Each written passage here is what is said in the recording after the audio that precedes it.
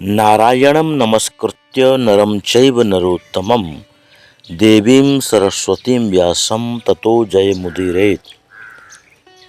श्रीमद् भागवत महापुराण प्रथम स्कंध।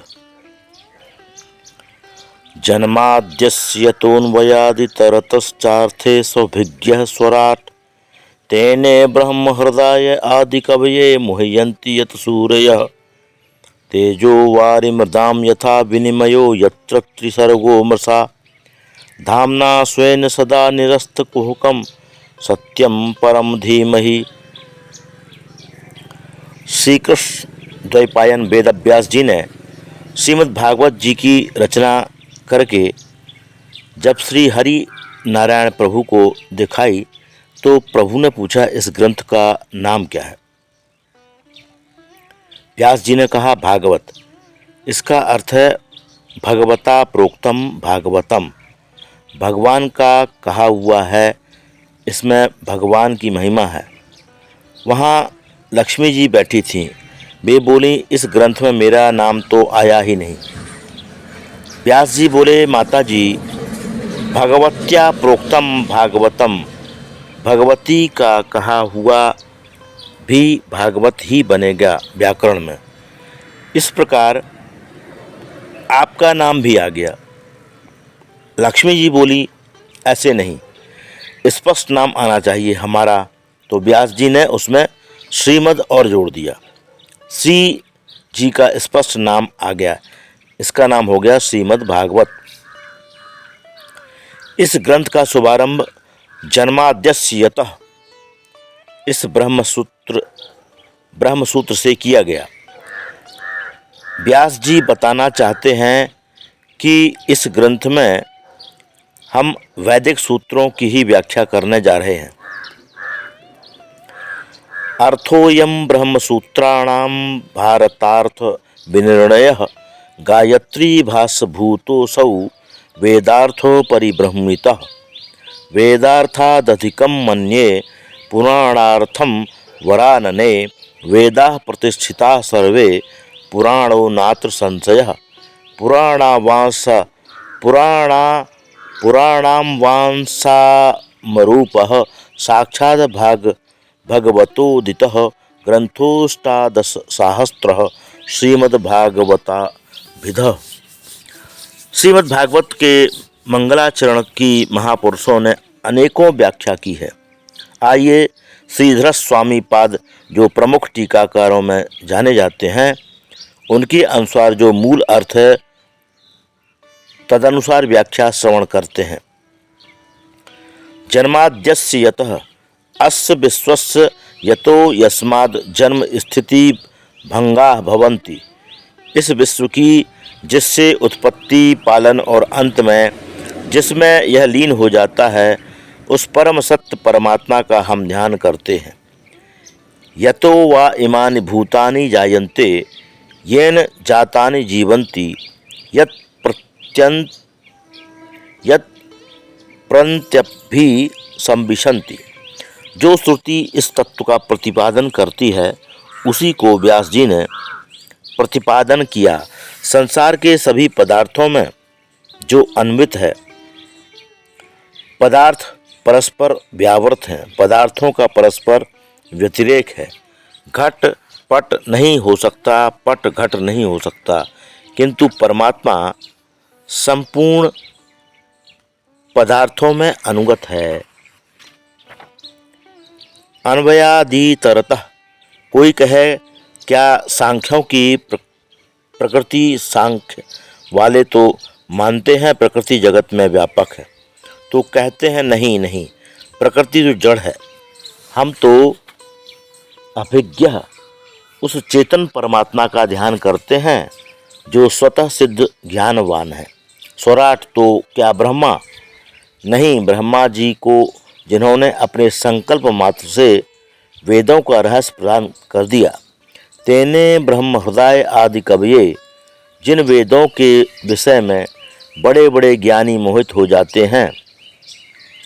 यो ब्राह्मणम विदधाति पूर्वम यो वै वेदांश प्रहिणोति तस्मै, जिस भगवान के स्वरूप में यह त्रिगुणात्मक संसार सूर्य की किरणों में जैसे जल की प्रतीति मृग मरीचिकावत मिथ्या संसार भी सत्यवत प्रतीत होता है। जो अपने स्वरूप की महिमा से निरस्त कुहकम संसार और संसार के पदार्थों से सर्वथा विरक्त है, माया और माया के कारणों से जो सदा असंगत रहते हैं, उन पर सत्य परमात्मा का हम ध्यान करते हैं। इस प्रकार आपने वेदांत परक श्री स्वामी श्रीधर जी के अनुसार श्रीमद् भागवत की व्याख्या श्रवण की। आइए श्री बंशीधर स्वामी जी के अनुसार इसी मंगलाचरण की श्री कृष्ण परक व्याख्या श्रवण करते हैं। ब्रह्म सूत्र का पहला सूत्र है अथातो ब्रह्म जिज्ञासा और दूसरा सूत्र है जन्माद्यस्य यतः, और इसी ब्रह्म सूत्र से श्रीमद् भागवत का शुभारंभ किया। तो हम और आप भी भगवान का ध्यान करें। विद्वानों ने श्रीमद् भागवत के इस मंगलाचरण के अनेक अर्थ किए हैं। सभी ने अपने अपने इष्ट का इसमें वंदन किया। हम भी अपने इष्ट भगवान श्री कृष्ण का ध्यान करें। जन्माद्यस्य तून्वयादितरतस् चार्थे स्वभिज्ञः स्वराट तेने ब्रह्म हृदय आदि कवये मुह्यन्ति यत् सूरयः तेजो वारिमृदां यथा विनिमयो यत्र त्रिसर्गो मृषा धाम्ना स्वेन सदा निरस्तकुहकं सत्यम परम धीमहि। हम परम सत्य का ध्यान करते हैं। श्रीमद् भागवत को श्री कृष्ण का स्वरूप माना जाता है। श्री कृष्ण परक अर्थ का ही आप श्रवण करें। सत्यम सच्चिदानंद स्वरूपम श्री कृष्णम परम परमेश्वरम धीमहि ध्यायेम। सत्य का अर्थ श्री कृष्ण इसलिए है क्योंकि श्रीमद् भागवत में भगवान श्री कृष्ण को ही सबसे अधिक सत्य सत्य कहकर पुकारा है। गोविंद जब देवकी माँ के गर्भ में आए तो सब देवताओं ने भगवान कृष्ण की स्तुति की। वहाँ भी केवल सत्य सत्य कहकर ही पुकारा। सत्यव्रतम सत्य परम त्रिसत्यम सत्यस्य योनिम निहितम च सत्ये सत्यस्य सत्य मृत सत्य नेत्रम सत्यात्मकम त्वं शरणं प्रपन्नाः। तो देवताओं ने भगवान श्री कृष्ण को ही बार बार सत्य कहकर पुकारा। इसलिए सत्य स्वरूप श्री कृष्ण जी का ध्यान करते हैं। भगवान श्री कृष्ण कहते हैं जन्माद्यस्य यतः आद्यस्य जन्मादि विकार रहितस्यापि यतः यत्र वसुदेव गृहे जन्म। जो भगवान अजन्मा है, आदि अंत से परे है, वे परमात्मा भक्तों को परमानंद प्रदान करने के लिए वासुदेव जी के घर में प्रकट हुए। आप कहेंगे वासुदेव जी के घर में जन्म हुआ ही नहीं था, वरन उनका जन्म तो जेल खाने में हुआ था। ना ग्रहम ग्रह मिथ्याहु गृहिणी ग्रहम उच्यते। ईंट पत्थर के घर को घर नहीं कहते, गृहिणी को घर कहते हैं। वासुदेव पत्न्याम देवक्याम। भगवान श्री कृष्ण ने वासुदेव की पत्नी के गर्भ से जन्म लिया। अन्वयादितरतः अनुपश्चात अयात अगच्छत। जन्म लेते ही जो भाग लिए। इतरतः इतर गोकुले। जन्म लिया मामा के बंदी गृह मथुरा में, और जन्म लेते ही तुरंत भागकर पहुंच गए गोकुल धाम में। अर्थेषु अभिज्ञः अर्थेषु कंस वचनादि प्रयोजनेषु अभिज्ञः निपुणः। जो हमारे कन्हैया इतने कुशल हैं कि मामा कंस के बंदी गृह में जन्म लेकर गोकुल भाग गए, पर मामा कंस को भनक भी नहीं लगने दी, पता भी नहीं चलने दिया। ऐसे परम निपुण परम कुशल हैं हमारे केशव। स्वराट स्वेषु गोपेषु राजते शोभिते इति स्वराट। गोकुल में आकर अपने श्रीदामा मधुमंगल आदि ग्वाल बालों के बीच गोप वेश में सुशोभित हुए ऐसे श्री कृष्ण। तेने ब्रह्म हृदय आदि कवये मुह्यन्ति यत् सूर्यः।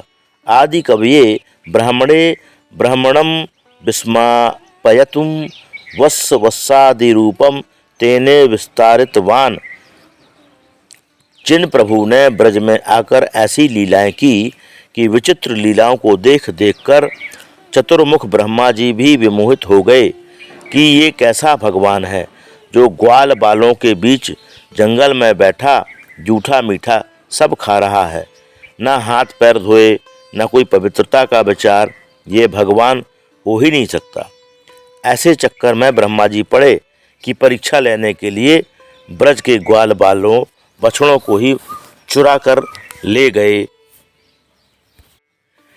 परिणाम यह हुआ कि ब्रह्मा जी को अपनी भगवत्ता बतलाने के लिए भगवान स्वयं ही इतने बछड़े बन गए और स्वयं ही इतने ग्वाल बन गए, अपने ही स्वरूप को प्रकट करके विस्तृत कर दिया।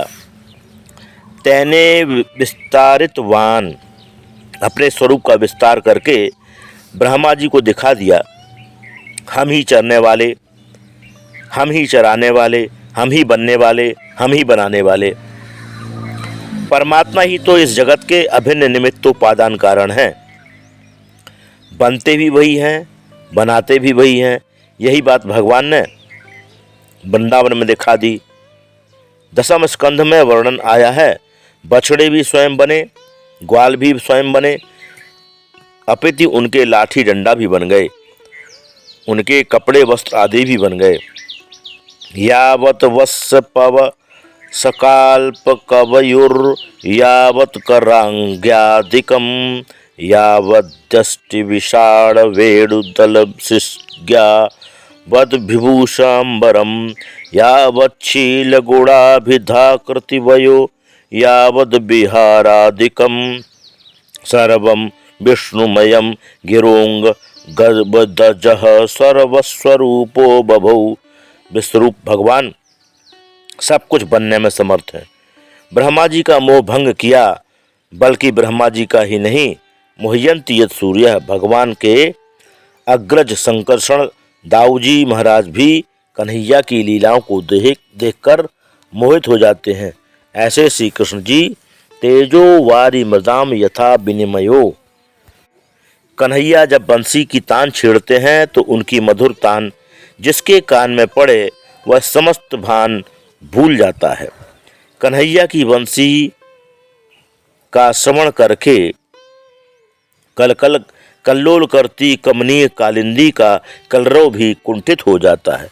जल का धर्म है निरंतर बहते रहना, लेकिन जब यमुना जी बंसी की तान सुनती हैं तो उनकी धारा रुक जाती है, और गिरिराज गोवर्धन नाथ जब बंसी सुनते हैं तो उनके पाषाण खंड द्रवीभूत हो जाते हैं। तो पाषाण में जल का धर्म आ गया और जल में पाषाण का धर्म पहुंच गया। पाषाणाद्रेह द्रवत्वम यमुनायाः कठिनत्वम। यमुना की धारा पाषाणवत हो गई और गोवर्धन के पाषाण द्रवीभूत हो उठे। यह कन्हैया की बंसी का वैशिष्ट है। कृष्ण लीला त्रिधा प्रोक्ता तत्तदभेदैरन के नेकधा गोकुले मथुरायां च द्वारवत्यां तथा क्रमात् यत्र त्रिसर्गो मृषा। यत्र श्री कृष्ण चरित्रे त्रिसर्ग अमृषा। भगवान के 3 धाम हैं, श्रीधाम वृंदावन, श्रीधाम मथुरा और श्रीधाम द्वारिका। और यह तीनों धामों का जो भी परिकर है वह नित्य है। जैसे कि वृंदावन में श्रीदामा, मधुमंगल, नंद, यशोदा आदि, मथुरा में अक्रूर, उद्धव आदि और द्वारिका में रुक्मिणी, सत्यभामा आदि जो भी परिकर हैं, त्रिसर्ग अमृषा सत्य। उन सच्चिदानंद भगवान का समस्त परिकर भी सच्चिदानंद स्वरूप ही है। आपने वृंदावन से रास मंडली बुलवाई तो रासाचार्य जी अकेले थोड़े ही आएंगे, पूरे 10-20 पात्रों को लेकर आएंगे। फिर रंगमंच पर आकर वे ही पात्र जो एक ही घर के सदस्य हैं, कोई कंस बन जाए, कोई कृष्ण बन जाए, कोई यशोदा बन जाए, कोई नंद, कोई अघासुर बकासुर भी बन जाता है। उसी प्रकार भगवान जब धरातल पर पधारते हैं तो अपने पूरे परिकर को साथ लेकर आते हैं। तुम्हें यह भूमिका बनानी है, तुम्हें यह भूमिका निभानी है। अब सूत्रधार जिसको जो अभिनय सौंप दे, तो ठाकुर जी पूरे परिकर के साथ पधारते हैं। द्वारपालों से यह कहा कि तुम हमारे दुश्मन बनकर पहुँचो। तो जो अभिनय दिया गया सब अपना अपना अभिनय निभा लिए। मोहन अपने परिकर के साथ पधारते हैं और जिसको जो भूमिका दी जाए। धामना स्वेन सदा निरस्त कुहकम सत्यम परम धीमहि। स्वेन मथुराख्येन धामना तन्निवासी नाम सदा सर्वदा निरस्तम कुहकम संसार लक्षणम येन तम। भगवान के मथुरा आदि धामों में निवास करने वाले भक्तजनों का भगवान संसार प्रपंच समाप्त कर देते हैं। ऐसे सच्चिदानंद घन परम परमेश्वर श्री कृष्णचंद्र जी का हम सब मिलकर ध्यान करते हैं।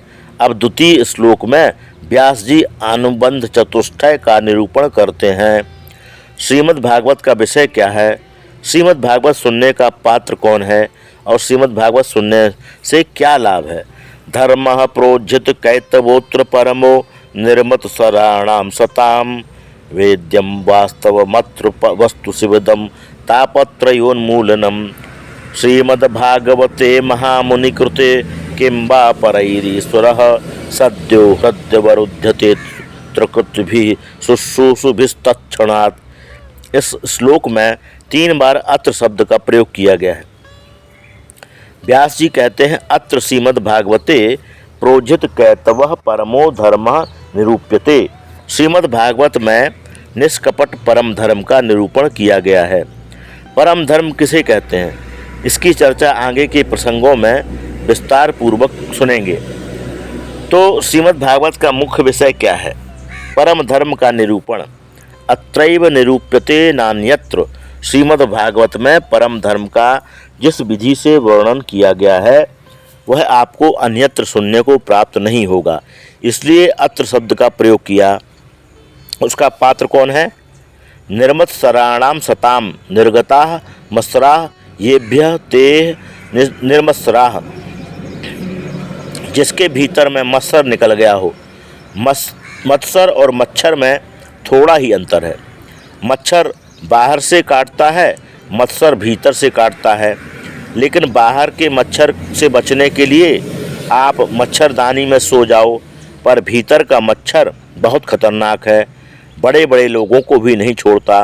मत्सर अर्थात मत्तः अग्रे सरति। देखो मुझसे भी कितना आगे निकल गया। जहाँ किसी का उत्कर्ष देखा, वैभव देखा, मान बढ़ाई देखी कि बस भीतर का मच्छर हमें काटने लगता है। इसे कहते हैं मात्सर्य, जो बड़े बड़े महापुरुषों को भी नहीं छोड़ती। किसी कवि ने कहा भी है, कंचन तजना सहज है, सहज क्रिया त्रिया का नेह, मान बड़ाई ईर्षा सुलभ दुर्लभ तजना यह। तो श्रीधर स्वामी पाद व्याख्या करते हैं, निर्मत्सराणाम परोत्कर्षा सहतम मत्सरः तद्रहितानाम सताम भूतानुकंपिनाम। भागवत सुनने का पात्र कौन है, जो निर्मत्सर हो गया हो, जिसके हृदय से मात्सर्य चला गया हो। किसी की मान बड़ाई धन वैभव प्रतिष्ठा आदि देखकर आपका मन प्रसन्न होने लगे कि इसके ऊपर भगवान की कैसी कृपा हुई, भगवान ऐसी कृपा सब पर करें, ऐसा भाव आपके हृदय में आवे तो समझिए कि आप श्रीमद् भागवत के उत्तम पात्र बन गए। क्योंकि प्रायः लोग अपने दुखों से दुखी नहीं हैं जितने कि पड़ोसी के सुख से दुखी हैं। हमारे घर अंधेरा है उसका घर कष्ट नहीं, पर पड़ोसी के घर उजाला क्यों हो रहा है। और ऐसी यदि प्रवृत्ति है तो भागवत की पात्रता नहीं है। गाय का दूध तो अमृत के समान होता है, पर थोड़े भी खट्टे बर्तन में रख दो तो दूध फट जाएगा, बर्बाद हो जाएगा। इसलिए भागवत का पूर्ण लाभ लेना चाहो तो अपने हृदय को निर्मत्सर बनाना होगा। अच्छा महाराज, हम पात्र बढ़िया बनाएं और इस परम धर्म के निरूपण करने वाले भागवत का श्रवण करें, उस सबसे क्या फ़ायदा होगा। तो तो व्यास जी लाभ गिनाते हैं। वेद्यम वास्तवमत्र वस्तु शिवदम तापत्रयोन्मूलनम। पुनः अत्र शब्द का प्रयोग किया। वेद्यम वास्तवमत्र, अत्र वास्तवम वस्तु वेद्यम। इस श्रीमद् भागवत में वास्तव वस्तु का बोध कराया गया है। वास्तव वस्तु किसे कहते हैं? वास्तवश्च जीवः वास्तवी च माया वास्तवम जगत। जीव, जगत और माया तीनों को वास्तव नाम से जाना जाता है। तो भागवत के श्रवण करने से जीव, जगत और माया का बोध होगा, जिसके बोध हो जाने से शिवदम, जीव का कल्याण हो जाएगा, और तापत्रयोन्मूलनम, वह संसार के दैहिक, दैविक और भौतिक तीनों तापों से मुक्त हो जाएगा। तो भागवत का मुख्य हेतु क्या है? जीव को अपने स्वरूप का बोध होवे और तापत्रय से विमुक्त होकर परमानंद को प्राप्त करे। यही भागवत का प्रयोजन है, उद्देश्य है। अब व्यास जी महाराज दावा करते हुए कहते हैं कि और अन्य साधनों से तुम्हें परमात्मा मिल सकते हैं, पर किम वा परैरीश्वरः, साधन करते करते किसी काल में जाकर तुम्हें भगवत साक्षात्कार होगा, भगवान के दिव्य आनंद की अनुभूति होगी। सद्यो हृदयवरुध्यते त्रिकृतिभिः शुश्रूषुभिस्तत्क्षणात्।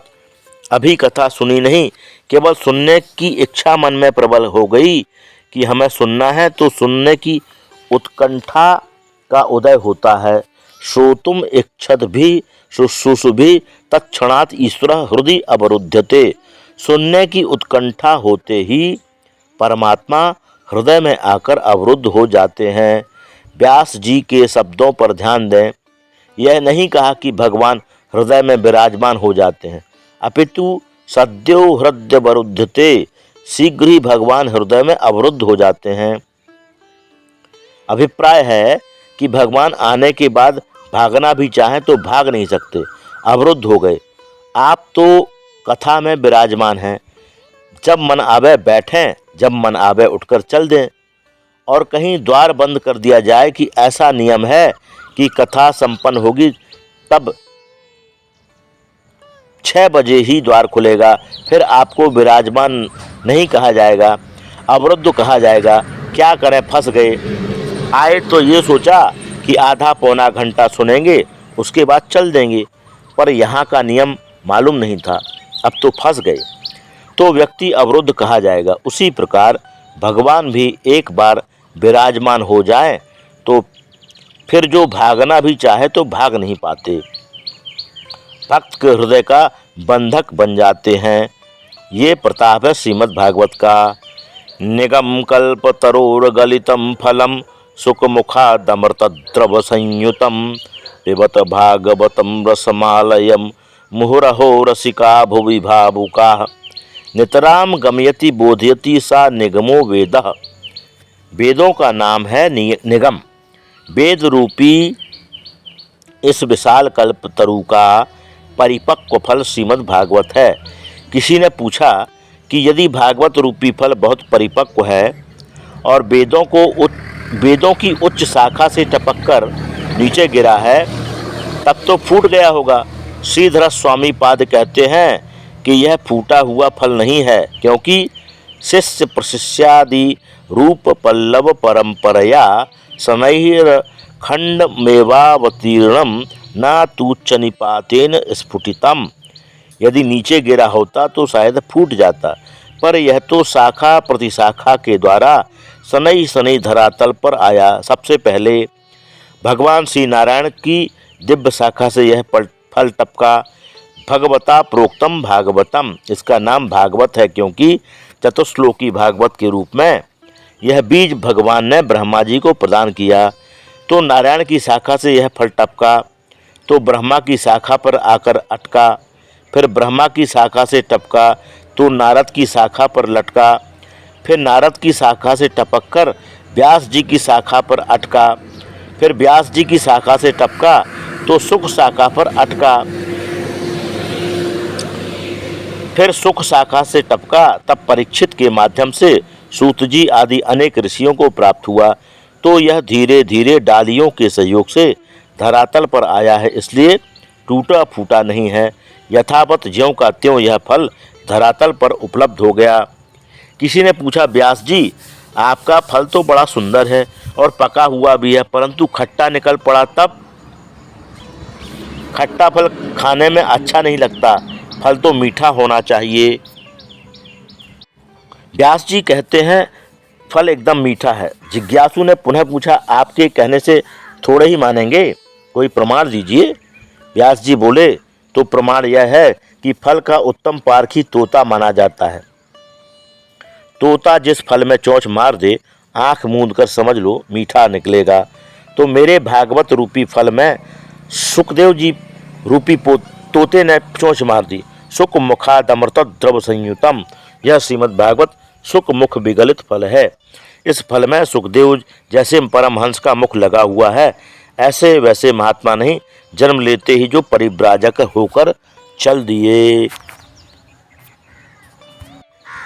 तो इस भागवत रूपी फल को मुंह लगाने वाला तोता सुखदेव भी एकदम पारखी, परम बुद्धिमान, परम रसिक है।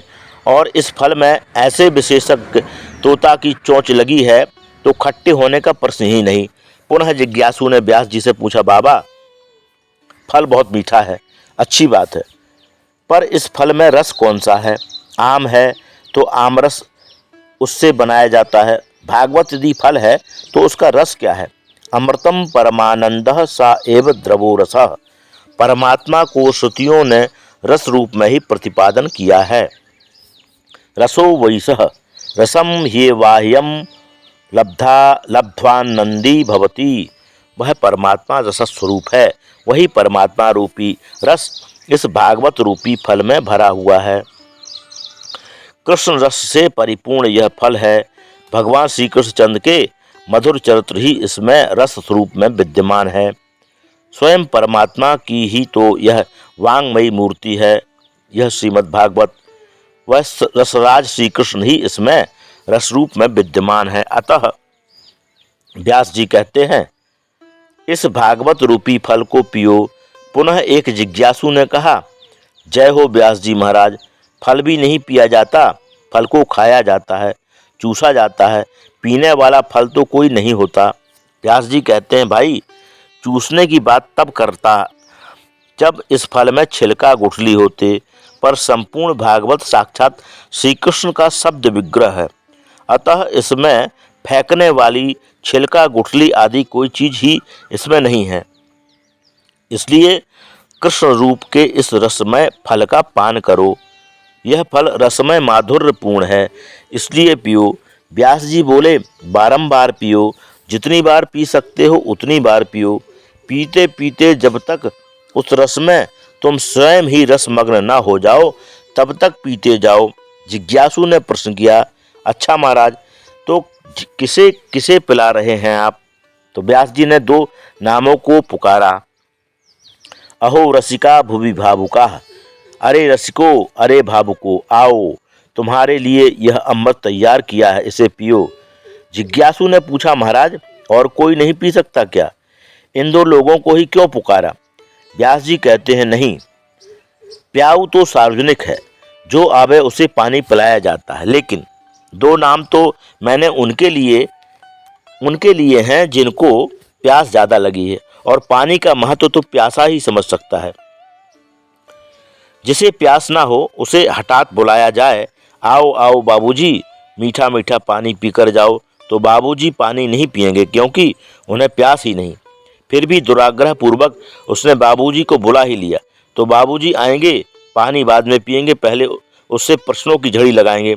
यह बताओ, पानी तो पिला रहे हो, पर कहाँ से भर कर लाते हो? कुआं बावड़ी से भरते हो, नल तालाब से भरते हो, कहाँ का पानी है?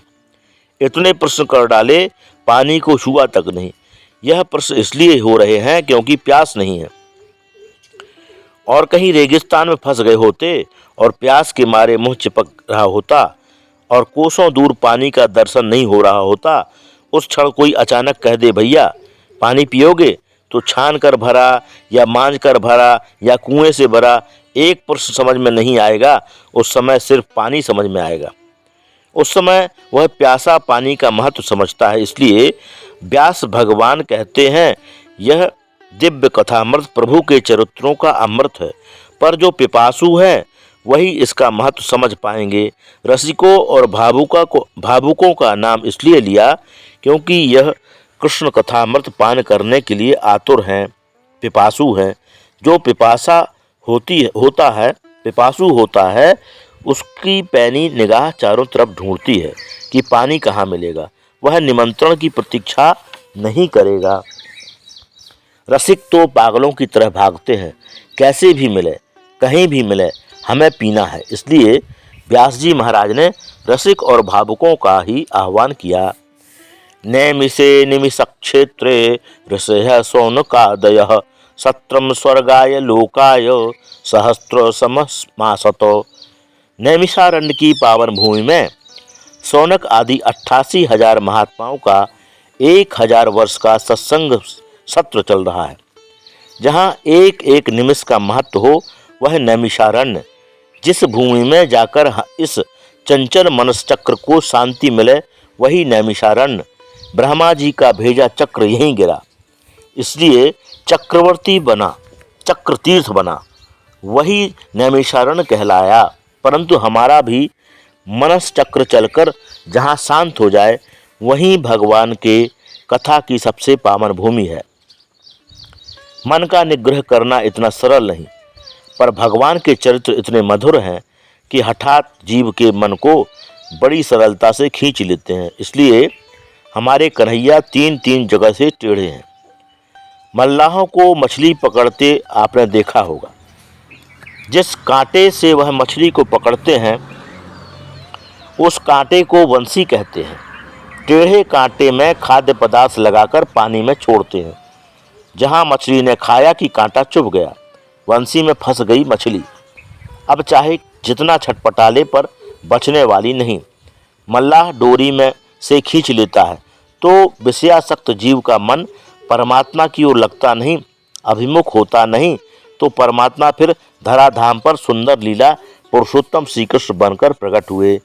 3-3 जगह से टेढ़े हैं ताकि यह जो जीव का चंचल विषयानुरागी मन है उसे सहजता से अपनी ओर खींच सके। इसलिए नाम भी कृष्ण है, कर्षति इति कृष्णः। जो जीव के मन को हठात अपनी ओर खींचे उसका नाम कृष्ण। कृष्ण शब्द में का के नीचे जो री लगाई जाती है वह मानो मछली पकड़ने वाली बंसी है। मल्लाह के पास वह कांटे की बंसी है जिसमें मछली फंसती है, और यह जिसके मन को फंसाना चाहते हैं उसे अपनी बंसी बजाकर फंसा देते हैं। महारास में गोपियों के मन को बंसी बजाकर खींच लिया। इससे बढ़िया व सरलतम साधन दूसरा संभव ही नहीं है। 1,000 वर्ष का सत्र यह नैमिषारण्य की पावन भूमि में भगवत चर्चा करते हुए सूत जी व शौनक जी के संवाद के माध्यम से चल रहा है। आज शौनक जी ने 6 प्रश्न किए हैं और इन्हीं 6 प्रश्नों के उत्तर में संपूर्ण भागवत का श्रवण कराया। पुंसामेकांततः श्रेयस तन्नः संसितुमर्हसि। सूत जी से शौनक जी ने 6 प्रश्न किए। प्राणी मात्र का कल्याण कैसे हो? शास्त्र बहुत हैं लेकिन मनुष्य के पास समय कम है, इसलिए समस्त शास्त्रों का सार क्या है? तीसरा, भगवान यदि सर्वसमर्थ जगदीश्वर हैं तो वह अवतार क्यों लेते हैं? जिनके संकल्प से संसार का सृजन हो सकता है तो क्या उनके संकल्प से दुष्टों का विनाश नहीं हो सकता? यदि उनकी इच्छा मात्र से शत्रुओं का संहार हो सकता है तो उन्हें फिर स्वयं आने की क्या आवश्यकता पड़ गई? उस परमात्मा का जन्म क्यों होता है? चौथा, यदि भगवान ने अवतार लिए तो भगवान के कितने अवतार हुए? कहाँ कहाँ किस किस रूप में प्रभु के अवतार हुए? 5वां प्रश्न, जीवन का परम लक्ष्य क्या है? और 6वां प्रश्न, भगवान धर्म की स्थापना के लिए आते हैं पर जब भगवान लीला संपन्न करके चले जाते हैं तो फिर धर्म किसकी शरण में जाता है? किम श्रेयः शास्त्र सारः कः स्वावतार प्रयोजनम किम कर्म केवताराश्च धर्मः कम शरणं गतः। इन 6 प्रश्नों को सुनकर सूत जी महाराज प्रसन्न हो गए और बोले, महात्माओं, पहले हम अपने गुरुदेव भगवान का ध्यान कर लें, तब आपके इन प्रश्नों का उत्तर देंगे। सूत जी ने सुखदेव जी महाराज का 2 श्लोकों में ध्यान किया। यम प्रव्रजन्तमनुपेतमपेत कृत्यम द्वैपायनो विरह कातर आजुहावो पुत्रेति तन्मयतया तरवो विदे नेदुस्तम सर्वभूत हृदय मुनिमानतोस्मि यह स्वानुभावमखिल श्रुतिसारमेक मध्यात्मदीपमतितितीर्षतां तन्मोन्दं संसारिणां करुणयाः पुराणगुह्यं तं व्याससूनुमुपयामि गुरुं मुनीनाम्। इन 2 श्लोकों में श्री सुखदेव जी का ध्यान किया। यम प्रव्रजन्तमनुपेतमपेत कृत्यम, जो जन्म लेते ही प्रव्रजंत हो गए, प्रजगतौ धातु में प्रा उपसर्ग लगा हुआ है, जिनका वैराग्य उच्च कोटि का है, की परिस्थिति विपरीत हो तो वैराग्य बहुतों को चढ़ता है, पर सुखदेव जी महाराज का तो सहज व स्वाभाविक वैराग्य है। जब पैदा हुए तो पिताजी पुत्र पुत्र कहकर वात्सल उड़ेल रहे हैं, फिर भी वन की ओर चले जा रहे हैं। जिनका उपनयन संस्कार भी अभी नहीं हुआ, परमात्मा जिन्हें दर्शन देने, आशीर्वाद देने माँ के गर्भ में ही जब पहुँच गए कि बेटा, तुझे मेरी माया प्रभावित नहीं करेगी, तू निश्चिंत होकर आ, तभी माँ के गर्भ से बाहर निकले। अन्यथा जीव को माँ के गर्भ में ज्ञान तो सब रहता है कि हम कौन हैं, क्या हैं, पर जहाँ माँ के गर्भ से बाहर आया कि माया लपेट लेती है और सारा ज्ञान भूल जाता है। रामचरितमानस में कहा गया है, भूमि परत भा डाबर पानी जिमि जीवहि माया लपटानी। जैसे निर्मल जल की धारा धरती का स्पर्श करते ही मलिन हो जाती है, ऐसे ही जीव जन्म लेते ही माया में मलिन हो जाता है। अहम ममेत्य सद्ग्राह करोति कुमतिर्मतिम। इसलिए सुखदेव जी माँ के गर्भ से बाहर ही नहीं निकले जब तक प्रभु ने आशीर्वाद नहीं दिया। माया को सब कोई भजे पर माधव भजे न कोय, जो कदापि माधव भजे तो माया चेरी होय। जो माधव का दास बन गया, माया उसकी दासी बन जाती है। माया उसका कुछ नहीं बिगाड़ सकती। माया में जो नाच रहा है वह जीवात्मा, और माया के बीच रहकर भी जो निर्लिप्त हो जाए वह परमात्मा महात्मा, और माया को भी जो अपने इशारे पर नचावे वह परमात्मा। तो सुखदेव जी विशुद्ध महात्मा हैं। विरह से कातर श्री कृष्ण द्वैपायन व्यास जी महाराज पुत्र पुत्र पुकारते जा रहे हैं। जब जोर से कहते हैं बेटा, तो जंगल के वृक्षों से भी प्रतिध्वनि निकलती है, बेटा बेटा। ऐसा लग रहा है जैसे व्यास जी के विरह को देखकर जंगल के वृक्ष भी विरही हो गए, और व्यास जी के स्वर में अपना स्वर मिलाकर वृक्षों ने भी बेटा बेटा पुकारना प्रारंभ कर दिया। ऐसे सर्वभूत हृदय सम्राट सुखदेव जी के पाद पद्मों में हम बारंबार प्रणाम करते हैं। जिन सुखदेव जी महाराज ने समस्त श्रुतियों का मंथन करके एक सार रूप निकाल लिया, समस्त श्रुतियों का मंथन करके आध्यात्म का एक दीप प्रज्वलित किया, जो साधक अज्ञान के अंधकार में भटकते हुए रास्ता ढूंढ रहे थे पर दिखाई नहीं पड़ रहा था, उन्हें मार्ग दिखाने के लिए ही सुखदेव जी ने यह भागवत का सुंदर दीपक प्रज्वलित कर दिया। अंधकार में भटके हुए जीवों पर करुणा करके ही संसारियों पर अनुग्रह करने के लिए ही उन्होंने यह दीपक जलाया। ऐसे व्यासपुत्र श्री सुखदेव जी के पाद पद्मों में हम बारंबार प्रणाम करते हैं। भगवान नर नारायण तथा भगवती सरस्वती एवं व्यास जी का स्मरण करके ही व्यास जी के शास्त्रों का वर्णन करना चाहिए। नारायणं नमस्कृत्य नरं चैव नरोत्तमं देवीं सरस्वतीं व्यासं ततो जयमुदीरयेत्। उन सब का स्मरण करने के बाद सूत जी महाराज कहते हैं, मुनयः शास्तु पृष्टोहम भवद्भिर्लोक मंगलम। हे ऋषियों, तुमने जो प्रश्न किए हैं वह अपने लिए नहीं, लोक मंगल के लिए है। ऋषियों, तुमने ये बड़े सुंदर प्रश्न किए। अब ध्यान से सुनो, जीव मात्र का परम धर्म क्या है? सा वै पुंसाम परो धर्मो यतो भक्तिरधोक्षजे अहेतुक्य प्रतिहता ययात्मा संप्रसीदति। प्राणी मात्र का परम धर्म एक ही है, भगवान के चरणों में प्रेम करना। परंतु वह भगवान का प्रेम कैसा हो? भगवान से प्रेम तो हम सब कर रहे हैं, परंतु कब करते हैं? जब कोई काम पड़ता है। भक्ति कैसी हो? अहेतुकी हेतु रहित निष्काम भक्ति होनी चाहिए, और निष्काम होने के साथ साथ निष्कपट भी होनी चाहिए। अहेतुकी अप्रतिहता, ये भक्ति की दो विशेषण हैं। भक्ति में कोई कामना नहीं होनी चाहिए। आपत्ति विपत्ति में ही भगवान याद आवे, ऐसा नहीं होना चाहिए। प्रति क्षण स्वाभाविक भगवान से प्रीति हो, जैसे माँ का पुत्र के प्रति स्वाभाविक प्रेम होता है। चाहे वह घर में रहे या परदेश चला जाए, माँ तो उसे किसी न किसी बहाने याद करती ही रहती है। जैसे परदेश गए हुए प्रीतम का उसकी प्रिया स्वाभाविक चिंतन करती रहती है, ऐसे ही भगवान के प्रति स्वाभाविक प्रीति हो। सूर्योदय होने पर कमल क्यों खिलता है? चंद्रोदय होने पर कुमुदिनी क्यों विकसित होती है? इस पर कोई जवाब नहीं, उनका स्वाभाविक प्रेम है।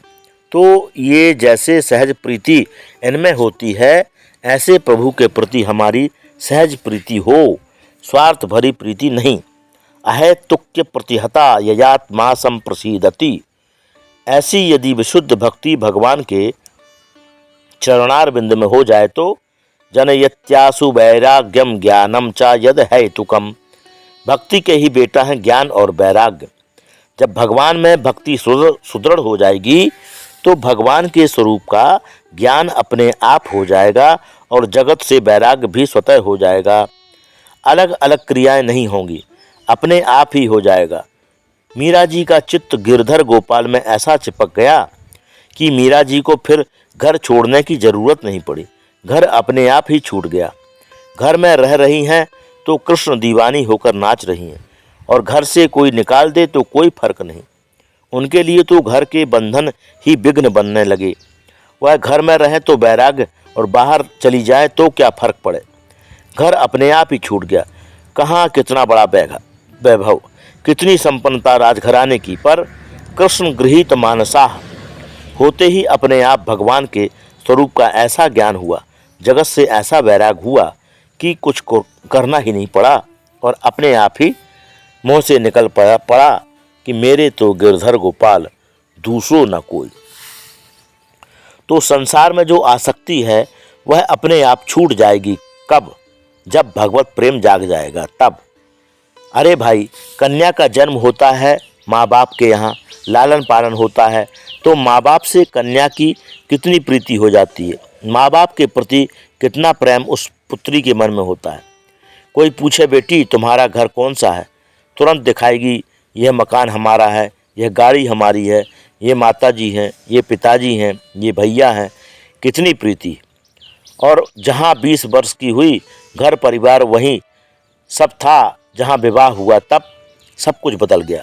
अब एकदम तो नहीं बदलेगा, थोड़ा समय लगेगा, पर धीरे धीरे जब वही कन्या ससुराल में अच्छी तरह घुल मिल जाती है तो अब वह घर पराया नजर आने लगता है। जहाँ पैदा हुई, जहाँ इतने वर्षों तक रही, अब अपना घर बदल गया।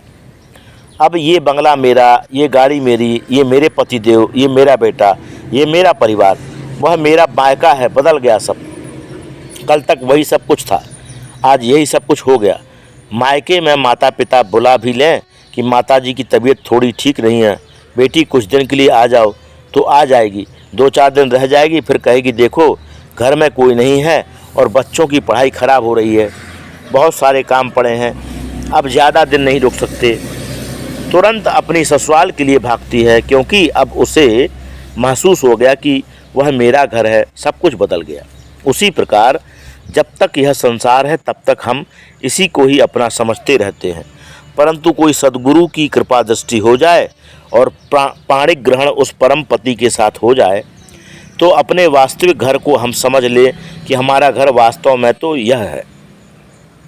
उस परमात्मा रूपी पति को पहचान कर जीवात्मा का उसके साथ ठीक संबंध हो जाए तो यह संसार अपने आप छूट जाएगा। इसलिए हम जितने भी धर्म अनुष्ठान करते हैं उन सब का एक ही फल है, भगवान से प्रेम हो जाए। बड़े बड़े अनुष्ठान कर रहे हैं, पुरुष चरण कर रहे हैं, पर भगवान से प्रेम नहीं हो रहा, तो फिर तो कोरा परिश्रम कर रहे हैं। धर्मः स्वनुष्ठितः पुंसां विश्वक्सेन कथा सूयः नोत्पादयेद्यति धृतिं श्रम एव ही केवलम। ये जितना भी धर्मानुष्ठान हम करते हैं उसका फल क्या है? धर्मस्य ह्यपवर्गस्य, धर्म का अर्थ यह नहीं कि हमें बहुत सारा धन मिल जाए। धर्म का उद्देश्य अपवर्ग की प्राप्ति है। अपवर्ग अर्थात मोक्ष। मोक्ष का नाम अपवर्ग क्यों है? अपगप्ता वर्गः अपवर्गः, जहाँ पर कोई वर्ग नहीं। हम लोग कई वर्गों में बैठे हैं, स्त्री वर्ग, पुरुष वर्ग, संत वर्ग, ब्राह्मण वर्ग, क्षत्रिय वर्ग, ये कई वर्ग हैं। पर जहाँ जाने के बाद सब एक ही वर्ग के हो जाएं, वह अपवर्ग है। अथवा नापवर्गः अपवर्गः, जहाँ पर पावर्ग ना हो वह अपवर्ग। और ऐसे दिव्य अपवर्ग को पाना ही धर्म का उद्देश्य है। धर्मस्य अपवर्गस्य नार्थोर्थायोपकल्पते। भगवान ने अर्थ दिया है तो धर्म करो, धर्म अर्थ के लिए ना करो। अर्थ का उद्देश्य तो धर्म है, धर्म का उद्देश्य अर्थ नहीं। धन से धर्म भी करना चाहिए और जितनी आवश्यकता हो उतना विषय का सेवन भी करना चाहिए। शरीर पर बिल्कुल ध्यान नहीं दोगे तो यह शरीर किसी मतलब का नहीं रह जाएगा, रोगों का घर बन सकता है। शरीर माध्यम खलु धर्म साधनम, तो शरीर का भी ध्यान रखना चाहिए। जितना हमें भोजन की ज़रूरत है उतना भोजन देना चाहिए। सर्दी गर्मी से आवश्यकतानुसार इसे बचाना चाहिए। विषय की भी आवश्यकता है, पर वह विषय इतने हों जिससे शरीर यात्रा सुगमता से चले। इंद्रियों की दासता न करें। हम विषयों का दास इंद्रियों को ना बना लें। इंद्रियां हमारे अनुसार चलें, हम इंद्रियों के अनुसार ना चलें। कामस्य नंद्रिय प्रीति, इस जीवन रथ में 10 घोड़े हैं और 10 घोड़ों की लगाम स्वतंत्र कर दी जाए तब क्या होगा? किसी गड्ढे में गिरेगा कि नहीं? पूर्ण नियंत्रण आपके हाथ में उन घोड़ों का होना चाहिए। अर्थात हम जो देखना चाहें आँख वह देखे, ऐसा ना हो आँख जो देखना चाहे वह हम देखें। हम जो सुनना चाहें कान वह सुने, ऐसा ना हो कि कान जो सुनना चाहे हम वह सुने। हम जो कहना चाहते हैं वह वाणी कहे, ऐसा ना हो कि जो वाणी कहना चाहे वह हम कहें अनर्गल। कुल मिलाकर यह इसलिए कि ये घोड़े हमारे नियंत्रण में रहें, हम घोड़ों के अधीन न चलें। सो इंद्रियों की दासता के लिए हम विषय सेवन न करें। जीवन की यात्रा के लिए विषय सेवन करो। अब प्रश्न उठता है कि महाराज जीवन का उद्देश्य क्या है? जीवस्य तत्व जिज्ञासा नार्थो यश्चेह कर्म भी। बहुत कर्म कर लेना जीवन की सार्थकता नहीं, क्योंकि बहुत कर्म करने के बाद भी जब तक तत्व ज्ञान नहीं हुआ तब तक जन्म मरण तो चलता ही रहेगा। इसलिए जीवन का परम लक्ष्य है उस परम तत्व को जानना, क्योंकि उस परम तत्व को जाने बिना जन्म मरण की यात्रा समाप्त नहीं होगी। प्रश्न उठता है कि वह तत्व क्या चीज़ है? किस तत्व को जानने की बात कर रहे हैं? तो तत्व की परिभाषा देखो। वदन्ति तत्त्वविदस्तत्त्वं यज्ज्ञानमद्वयं ब्रह्मेति परमात्मेति भगवानिति शब्दते। तत्व एक ही है, लेकिन एकम सद्विप्रा बहुधा वदन्ति। एक तत्व को तत्ववेत्ता विविध नामों से पुकारते हैं। ज्ञानियों ने कहा, ज्ञानियों से कहो तो वह उसी तत्व को ब्रह्म कहेंगे, योगियों से कहो तो वे उस तत्व को परमात्मा कहेंगे, भक्तों से कहो तो भक्त उसी तत्व को भगवान कहेंगे। तत्व एक है, वही सगुण निराकार है, वही सगुण साकार है। उदाहरण से समझें, बिजली एक है। पहले जब व्यापक थी तब हमारे अनुभव में नहीं थी, पर बिजली का अस्तित्व तो था, परंतु वैज्ञानिकों ने यांत्रिक पद्धतियों के द्वारा बिजली को प्रकट कर दिया। पहले बिजली निर्गुण निराकार रूप में व्याप्त थी, परंतु अनुभूति नहीं हो रही थी। तो जो बिजली है वह ब्रह्म का स्वरूप है, निर्गुण निराकार विद्युत। पर यांत्रिक पद्धतियों से वैज्ञानिकों ने बिजली को बना लिया, बिजली तैयार हो गई। अब वह बिजली तारों में करंट रूप में प्रवाहित होने लगी। तो वही बिजली का वह सगुण निराकार रूप हो गया। अब बिजली के तार को हाथ लगा दो तो भयंकर करंट लगेगा। उसमें करंट आ गया, पर आंखों से दिखाई नहीं पड़ रहा कि बिजली कैसी है, उसका रूप दिखाई नहीं दे रहा, पर गुण तो उसमें आ गया। ये विद्युत का सगुण निराकार रूप है।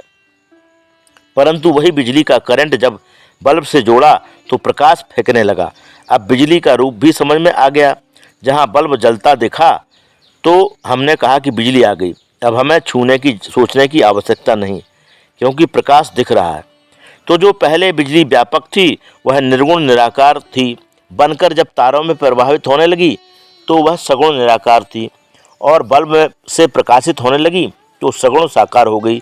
ऐसे ही जब वह निर्गुण निराकार तत्व था तो ब्रह्म के रूप में था, सगुण निराकार बना तो परमात्मा के रूप में घट घटवासी बन गया, सबका संचालन करने लगा।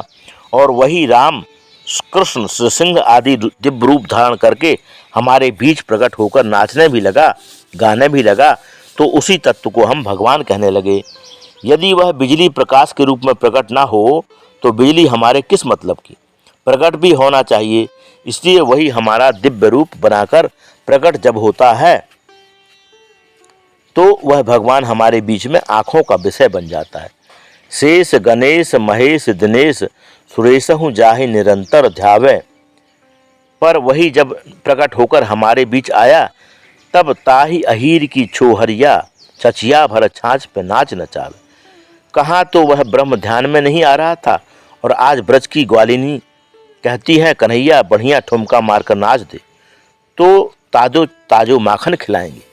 तो वही परम तत्व ठुमक ठुमक कर नाच नाच कर ब्रज बामाओं के मन को मुग्ध कर रहा है।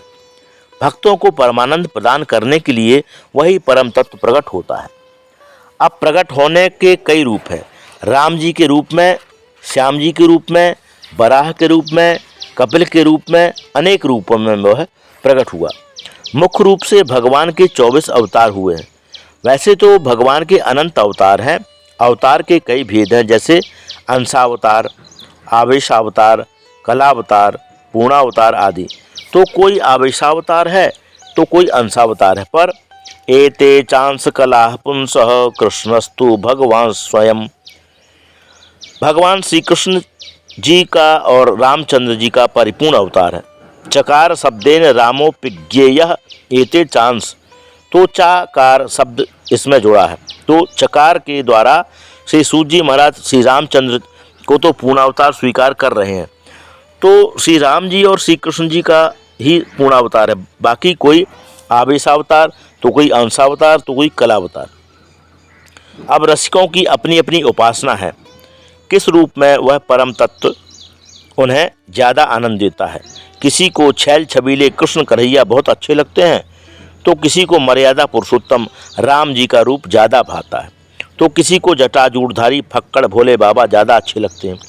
वही परम तत्व विभिन्न रूपों में प्रकट है। तुम्हें कौन सा रूप पसंद है? किसी को पूड़ी अच्छी लगती है, किसी को पराठे अच्छे लगते हैं, तो किसी को रोटी में ही आनंद ज़्यादा आता है।